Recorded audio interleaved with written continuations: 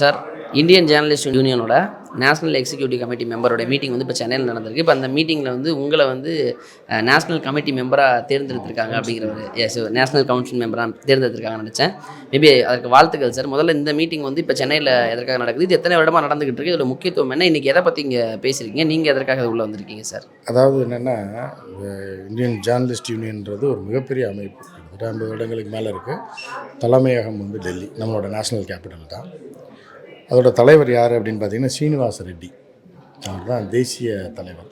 தேசிய செயலாளர் யாருன்னு பார்த்தீங்க அப்படின்னா பல்வீந்தர் சிங் ஜம்மு, அவர் தான் தேசிய செயலாளர். இது வந்து தேசிய அளவில் இருக்குது. இப்போ மாநில அளவில் பார்த்திங்கன்னா தமிழ்நாடு யூனியன் ஆஃப் ஜேர்னலிஸ்ட், நம்ம இங்கே வந்து டிஎஸ்ஆர் சுபாஷ் வந்து இந்த மாநில தலைவராக இருக்கார். ரமேஷ்குமார் டி அவர் வந்து மாநில செயலாளராக இருக்கார். அதே நேரத்தில் இவர்கள் வந்து தேசிய அளவில் அங்கீகரிக்கப்பட்ட ஒரு மிகப்பெரிய யூனியனான இந்தியன் ஜேர்னலிஸ்ட் யூனியனோட அஃபிலியேட்டடில் இந்த சங்கம் இயங்கிகிட்டு இருக்குது. அதோடைய தேசிய துணை செயலாளராகவும் டிஎஸ்ஆர் சுபாஷ் இருக்கார். ஸோ இதோடைய நேஷ்னல் கமிட்டி மீட்டிங் பார்த்திங்க அப்படின்னா லாஸ்ட் முறை வந்து டெஹ்ராடூனில் நடந்தது. இப்படி ஒரு மாநிலத்தில் ஒரு மாதிரி ஜம்முவில் நடந்தது, அதுக்கு முந்தின மாதிரி நடந்தது. ஸோ இப்போ இந்த முறை வந்து பாண்டிச்சேரியில் நடக்க வேண்டியது கடைசி நேரத்தில் மாடலுக்கு உட்பட்டு சென்னையில் திரு சுபாஷ் அவர்களுடைய தலைமையிலையும் பி ரமேஷ்குமாரோடைய முன்னிலையிலும் இந்த செயற்குழு கூட்டம் நடக்குது. இதில் தேசிய அளவில் இருந்து கிட்டத்தட்ட ஒரு 14-15 மாநிலங்களைச் சேர்ந்த உறுப்பினர்கள் பங்கேற்றிருக்காங்க. இதில் வந்து எப்படின்னா ஒரு 400 உறுப்பினருக்கு ஒரு தேசிய குழு உறுப்பினர் அப்படின்ற மாதிரியாக ஒவ்வொரு மாநிலத்திலையும் அவருக்கு கோட்டா உண்டு. அந்த தேசிய நேஷ்னல் கவுன்சில் மெம்பராக ஆக முடியும். ஸோ அந்த வகையில் என்ன அப்படின்னு பார்த்திங்கன்னா திரு சுபாஷ் அவர்கள், அவருடைய தந்தையார் டிஎஸ்ஆர் அவர்கள்லாம் வந்து நம்ம குடும்ப நண்பர்கள். நம்ம நீண்ட காலமாக அவர்களோட ட்ராவல் பண்ணிகிட்ருக்கோம். ஸோ இந்த நிலையில் திடீர்னு வந்து இந்த கூட்டத்திற்கு ஒரு பேசுவதற்காக அழைத்திருந்தார்கள். அந்த நிலையில் அந்த தேசிய கவுன்சிலும் மாநிலத்தை தலைவரான திரு டிஎஸ்ஆர் சுபாஷ் அவர்களும் ரமேஷ் அவர்களும் மாநிலத்திலிருந்து நம்ம வந்து தேசிய கவுன்சில் உறுப்பினராக தேர்வு செய்வதற்காக நேஷ்னல் ஐஜேயூவில் இது பண்ணியிருந்தாங்க. அவர்களும் அதை ஏற்றுக்கொண்டு இன்று வந்து அறிவித்திருக்கிறார்கள். இதற்கான முழு அறிவிப்பு டெல்லியில் விரைவில் அறிவிக்கப்படும். ஸோ இதுதான் இந்த கூட்டத்தில் நமக்கு அந்த கௌரவத்தை கொடுத்துருக்கிறார்கள்.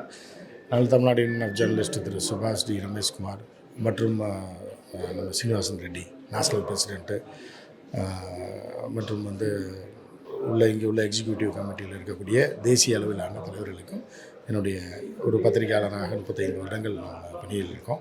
அதற்கு அவர்களுக்கு ஒரு நன்றியை தெரிவித்துக்கிறேன். நன்றி. Rameshkumar, senior reporter, Tamil Nadu union of ஜேர்னலிஸ்டோட மாநில ஒருங்கிணைப்பாளர் மற்றும் இந்தியன் ஜேர்னலிஸ்ட் யூனியனுடைய நேஷ்னல் எக்ஸிக்யூட்டிவ் கமிட்டி மெம்பர். இப்போ இந்த ஆண்டு தமிழகத்தில் என்இசி கமிட்டி மீட்டிங் நடத்த அகில இந்திய சங்கம் கொடுத்தது. அதனுடைய அடிப்படையில் இப்போ ஒய்எம்சிஏ பில்டிங்கில் இந்தியன் ஜேர்னலிஸ்ட் யூனியன் சார்பில் நேஷ்னல் எக்ஸிக்யூட்டிவ் கமிட்டி மீட்டிங் கடந்த 2 நாளாக நடந்துகிட்ருக்கு. இதில் 19 மாநில நிர்வாகிகள் வந்திருக்காங்க. மொத்தம் 98 பேர் கலந்துருக்காங்க. இதில் முக்கியமாக என்னென்னு கேட்டிங்கனாக்கா, சீனியர் மூத்த பத்திரிகையாளர் உமாபதியும் இப்போ ஐஜேயூவில் இருக்கார். அவருக்கு இந்த ஆண்டு நேஷ்னல் கவுன்சில் மெம்பராக செலக்ட் பண்ணிருக்காங்கிறத பெருமையோடு தெரிவித்துக் கொள்கிறேன். இது வந்து ஒரு ப்ரெஸ்டீஜியஸான விஷயம் என்னென்னா, இந்த தேசிய குழு உறுப்பினருங்கிற பொறுப்பு இது வந்து ஒரு 400 மெம்பருக்கான விகிதாச்சாரத்தில் ஒருத்தருக்காக கொடுப்பாங்க. அந்த மாதிரி நமக்கு வந்து கிட்டத்தட்ட ஒரு 15லேருந்து 20 நேஷ்னல் கவுன்சில் மெம்பர்ஸ் இருக்காங்க. இப்போ புதுசாக வந்து நம்ம இந்த மீட்டிங்கில் நம்ம அனௌன்ஸ் பண்ணியிருக்கோம். நமக்கு அனௌன்ஸ் பண்ணதில் தமிழ்நாடுக்கும் அது ஒரு பெருமை என்னென்னா, நான் சொன்னேன் இல்லையா, இந்த மாதிரி இன்றைக்கி பல விஷயங்களை வந்து நம்ம சோஷியல் மீடியா எவ்வளோ தான் நம்ம ஃபோர்ஸாக பண்ணுறோட்டு, அதில் நம்மளுடைய அருமை தோழர் உமாபதி சார் ஒரு சீனியர் ஜேர்னலிஸ்ட். இன்றைக்கி வந்து இந்த பத்திரிகை துறையில் வந்து எல்லாராலையும் ஐடென்டிஃபை பண்ணக்கூடிய ஒருத்தர். இன்னொன்று வந்து ஒரு ஜேர்னலிஸ்ட்டுங்கிறதுக்கான ஒரு ரோல் மாடலாக இன்றைக்கி இருக்கார். இன்றைக்கி வந்து அவருக்கான விஷன் அதெல்லாம் அவருக்கான வியூஸ் எல்லாம் பார்த்திங்கன்னா ரொம்ப ஆச்சரியமாக இருக்குது. வியூஸுங்கிறது மட்டுமே வியூஸும் லைக்கு ஷேருன்றது மட்டுமே வச்சு நம்ம ஒருத்தர் டிசைட் பண்ணுறதில்ல. ஏன்னா ஒரு முறுக்கு சொல்கிற மாமிக்கு பார்த்திங்கன்னா 10 லட்சம் வியூஸ் இருப்பான், அது கிடையாது விஷயம். அதையும் தாண்டி இன்றைக்கி ஒரு நல்ல கண்டென்ட் சொல்கிற ஒருத்தருக்கு எவ்வளோ சப்போர்ட் பண்ணுறாங்கன்னு பார்க்கும்போது, அதனால் உமாபதி சார் வந்து இன்றைக்கி ஒரு பெரிய ஒரு யங்ஸ்டர்ஸை கொஞ்சம் நல்ல விஷயத்தில் கைட் பண்ணக்கூடியவராக இருக்கார். ஸோ அவரை வந்து இப்போ நேஷ்னல் கவுன்சில் மெம்பராக இந்த மீட்டிங்கில் நம்ம வந்து டிக்ளேர் பண்ணியிருக்கோம். இப்போ ஐஜேவியோடைய கூட்டம் வந்து இப்போ சென்னையில் நடக்குது இல்லையா, என்ன முக்கியத்துவம் இன்றைக்கு இந்த கூட்டத்தில் என்ன பேசியிருக்கு? ஆக்சுவலி அவருடைய தமிழ்நாடு பத்திரிகையாளர் சங்கம் வந்து அகில இந்திய பத்திரிகையாளர் சங்கத்தோடு இணைக்கப்பட்டது. அப்படி இருக்கும் பொழுது அந்த அகில இந்திய பத்திரிகையாளர் சங்கத்தில் நான் செயலாளராகவும் நம்முடைய ரமேஷ் அவர்கள் தேசிய செயற்குழு உறுப்பினராகவும் இருக்காங்க. அது இல்லாத 20க்கும் மேற்பட்டவர்கள் தேசிய குழு உறுப்பினர்களாக இருக்காங்க. அப்படி இருக்கக்கூடிய சூழலில் ஆல்டர்னேட்டிவ் ஸ்டேட்ஸ்க்கு அந்த வாய்ப்பு கொடுப்பாங்க. 3 வருடங்களுக்கு முன்னாடி இதே சென்னையில் நாங்கள் வந்து அதோட ப்ரீனரி பண்ணோம். இந்தியா முழுவதும் 400க்கும் மேற்பட்ட நிர்வாகிகள் வந்து அதில் கலந்துக்கிட்டாங்க. இது வந்து எக்ஸிக்யூட்டிவ் மீட்டிங். இது ஆக்சுவலாக பாண்டிச்சேரியில் நடக்கிறதா இருந்தது. சில சூழலுக்காக பாண்டிச்சேரி பண்ண முடியாமல் போயிடுது. உடனே சென்னையில் நாங்கள் பண்ணுறோன்னு சொல்லி நாங்கள் செஞ்சு பண்ணுறோம். இது கிட்டத்தட்ட ஒரு 18லேருந்து 20 மாநிலங்களில் இருக்கக்கூடிய நிர்வாகிகள், நேஷ்னல் லெவலில் இருக்கக்கூடிய ஆஃபீஸ் பேரர்ஸ் கிட்டத்தட்ட 100 பேர்கிட்ட எல்லோரும் அவங்க வந்திருக்காங்க. 1ஆம் தேதி இங்கே வந்தாங்க. தொடர்ச்சியாக இன்றைக்கி 3வது நாளாக போயிட்டுருக்கு. நாளைக்கு இது டோட்டலாக செஷன் முடிஞ்சு கிளம்புறாங்க. இது வந்து என்னென்னா, இன்றைக்கி மத்திய அரசுக்கும் மாநில அரசுக்கும் இந்த இந்த இந்த இடத்துல நம்மளுடைய தமிழ்நாடு சார்பான ரெசல்யூஷன்ஸ் பாஸ் பண்ணியிருக்கோம். உதாரணத்துக்கு பார்த்திங்கன்னா, போஸ்டல் கன்ஸ்ட்ரக்ஷன்ஸ் நமக்கு ஃபுல்லாக கேன்சல் பண்ணியிருக்காங்க மத்திய அரசு. ரயில்வேக்கான கன்ஸ்ட்ரக்ஷன் ஃபுல்லாக கேன்சல் பண்ணியிருக்காங்க. அதுக்கு இந்த மாதிரியான டோல்கேட் போன்ற விஷயங்களுக்கு வந்து மத்திய அரசுக்கு நம்ம ரெசல்யூஷனும், மாநில அரசுக்கு முதலாக முதலாளிகளை கொண்டு ஒரு நலவாரியத்தை தமிழ்நாடு அரசு உலகத்தில் யாரும் பண்ணாத உருவாக்கியிருக்கு. ஸோ அதை எதிர்த்து தொழிற்சங்க பிரதிநிதிகளை இடம்பெறக்கூடிய ஒரு நலவாரியத்தை அமைத்து தாலுக்கா அளவில் பணியாற்றக்கூடிய அனைத்து பத்திரிகையாளர்களும் அதில் இணைக்கணுங்கிறது இந்த ரெசல்யூஷன் பாஸ் பண்ணியிருக்கோம். திரைப்படத்துறை எடுத்துக்கிட்டிங்கன்னா அதில் இருக்கக்கூடிய எலக்ட்ரிஷியனு, கார்பெண்டரு, லைட்மேனு, பேக்கப் எல்லா கிராஃப்ட்டும் அதில் வருவாங்க. ஆனால் என்ன ஒரு தலைவிதின்னு தெரியல, பத்திரிகையாளர் நல வாரியத்தில் எந்த பத்திரிகையாளருமே வர முடியல. ஒரு மேல்தட்டில் இருக்கக்கூடியவர்கள் மட்டும்தான் இருக்காங்க. முதலாளிகளை வந்து அதில் அதனுடைய நிர்வாகத்தில் வந்து போட்டிருக்காங்க. நம்ம இந்த வெல்ஃபேருங்கிறது முதலாளிகள்கிட்டருந்து கிடைக்காத நியாயமான விஷயங்களை, கிடைக்க வேண்டிய விஷயங்களை போராடி பெறுவதற்கு தான் வெல்ஃபேர் சங்கங்கள் எல்லாமே. அதில் இந்த முதலாளிகளை இடம் பெற்றாங்கன்னா இதில் தான் எப்படி யாருக்கு போய் கிடைக்கும். அதனால் வந்து புதுசாக இன்னொரு விஷயம் என்ன பண்ணுறாங்கன்னா, பகுதி நேர பத்திரிகையாளர்னு சொல்லிட்டு எங்களுக்குள்ள ஒரு பாகுபாடை ஏற்படுத்தி, பிரிவினை ஏற்படுத்தி, அதன் மூலமாக என்ன சதின்னு சொன்னால், முதலாளிகளை கொண்டு இயங்கக்கூடிய அந்த நலவாரியத்தில் அவங்களுக்கு இன்ஸ்ட்ரக்ஷன் கொடுக்குறாங்க. அவங்க உடனே என்ன பண்ணுறாங்கன்னா, இந்த மாதிரி பகுதி நேர ஊழியர்களுக்கு வந்து நலவாரியத்தில் இடம் கிடையாதுன்னு சொல்லிடுறாங்க. தாலுக்காளருக்குள்ளே இடம் கிடையாதுன்னு சொல்லி, அப்படின்னா 15% கூட இதில் வந்து பலன் பெற மாட்டாங்க.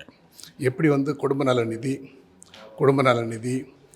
பத்திரிகையாளர் மறைந்தாங்கன்னா அவங்களுக்கான பென்ஷன் அதெல்லாம் வந்து எப்படி 10லேருந்து 15% மட்டுமே கிடைக்கிறதோ, 80க்கும் மேற்பட்ட சதவீதத்துக்கும் மேற்பட்டவர்களுக்கு எதுவுமே கிடைக்கிறது இல்லையோ, அந்த ஒரு நிலை தான் வந்து இன்றைக்கி நலவாரியத்திலும் இருக்குது. இந்த தேசிய செயற்குழு கூட்டத்தில் இது போன்ற தீர்மானங்களை நிறைவேற்றி இந்திய அளவில் டியூஜேங்கிறது எவ்வளோ வலிமையாக இருக்குது, இங்கே இருக்கிற நாங்கள் எல்லாம் எவ்வளோ ஒரு பத்திரிகையாளர்லாம் ஒரு ஒற்றுமையோடு இருக்கோங்கிறதையும் இதன் மூலமாக காட்டுறோம். இன்னொரு விஷயம் என்னென்னா, சோஷியல் மீடியான்னு சொல்லி கொண்டு வராங்க. நம்ம ப்ரெஸ் கவுன்சில் ஆஃப் இந்தியாங்கிறது வந்து பல வருடங்களுக்கு முன்னாடி 75 ஆக்ட் பிரகாரம் அன்றைக்கி வெறும் பத்திரிகை பிரிண்ட் மீடியா மட்டும்தான் இருந்துச்சு. அதற்கான சட்டத்திட்டங்கள் மூலமாக நிறைவேற்றப்பட்டது தான் இன்றைக்கி வரைக்கும் செயல்முறையில் இருக்கக்கூடியது. ஆனால் இன்றைக்கி அதுக்கப்புறம் உங்களுக்கு வந்து விஷுவல் மீடியாங்கிறது வர ஆரம்பிச்சிடுச்சு. 80s 90s ஃபுல்லாக வர ஆரம்பிச்சிடுச்சு. உங்களுக்கு வந்து 20% 25% விஷுவல் மீடியா, 70% 75% பிரிண்ட் மீடியா வந்துச்சு. அதுக்கப்புறம் 40% விஷுவல் மீடியா, 60% பிரிண்ட் மீடியான்னு வந்துச்சு.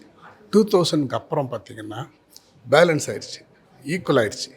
இப்போ பார்த்திங்கன்னா 30 to 35% தான் பிரிண்ட் மீடியா, மீதி ஃபுல்லாக வந்து விஷுவல் மீடியா ப்ளஸ் உங்களுக்கு யூடியூப்ஸு இந்த மாதிரி சோஷியல் மீடியா இதெல்லாம் வந்துடுச்சு. இதில் என்ன ஆயிடுச்சுன்னா, உங்களுக்கு வந்து பிரிண்ட் மீடியாவில் வர்றது மட்டும்தான் கோர்ட் நியூஸ்லேருந்து எல்லாமே, அது மட்டும்தான் உங்களுக்கு எல்லாத்துக்கும் ஆத்தென்டிக்காக எடுத்துக்கிறாங்களே தவிர, ஒரு ப்ரூஃபாக எடுத்துக்கிறாங்களே தவிர, விஷுவல் மீடியாவோ ஆன்லைனில் வர்றதோ சோஷியலில் வர்றதோ சப்போர்ட்டிங்காக தான் எடுத்துக்கிறாங்க. அப்போது யார் அதில் தாக்கப்பட்டாலோ பாதிக்கப்பட்டாலோ நம்ம வந்து முறையாக சட்ட ரீதியாக நம்ம வந்து நடவடிக்கை எடுக்க முடிய மாட்டேங்குது. அதனால் நம்ம என்ன சொல்கிறோன்னா, என்றைக்கோ இருந்த பிரிண்ட் மீடியாவை பேஸ் பண்ணி ஆரம்பித்த ப்ரெஸ் கவுன்சில் ஆஃப் இந்தியாவை கலைச்சிட்டு மீடியா கவுன்சில் ஆஃப் இந்தியா அப்படின்னு நம்ம உருவாக்கணும்னா அதில் இது எல்லாமே உள்ளே வந்துடும். இதெல்லாம் ஒரு கண்ட்ரோலுக்கு வந்துச்சுன்னா உங்களுக்கு யூடியூப் போன்ற தவறான செய்திகளை பரப்புகிறவர்களை நம்ம கட்டுப்பாட்டு கொண்டு வந்து அவர்கள் மீது நடவடிக்கை எடுக்கிறதுக்கான ஒரு வெப்பனாக வந்து அது பயன்படும். யூடியூப்ஸில் கூட எதை அலோவ் பண்ணணும், எதை அலோவ் பண்ணக்கூடாது, இதெல்லாம் ஃபில்டர் பண்ணுறோன்னா அது எல்லாத்தையும் ஒரு கட்டமைப்புக்குள்ளே கொண்டு வரணும். அதெல்லாம் ஒரு கட்டமைப்புக்குள்ளே கொண்டு வந்தால் அது சட்டத்திட்டங்களுக்குள்ள அதெல்லாம் சட்டத்திட்டங்களுக்கு வரணும்னா அதை ப்ரெஸ் கவுன்சில் ஆஃப் இந்தியாங்கிறத மாற்றி மீடியா கவுன்சில் ஆஃப் இந்தியாங்கிறத ஒரு ரெசல்யூஷன் பாஸ் பண்ணி கொண்டு வந்தால் தான் இதெல்லாத்தையும் நம்ம வந்து சரி பண்ண முடியும். இது மாதிரி பல விதமான விஷயங்களை இது மூலமாக நாங்கள் தீர்மானமாக போட்டிருக்கோம்.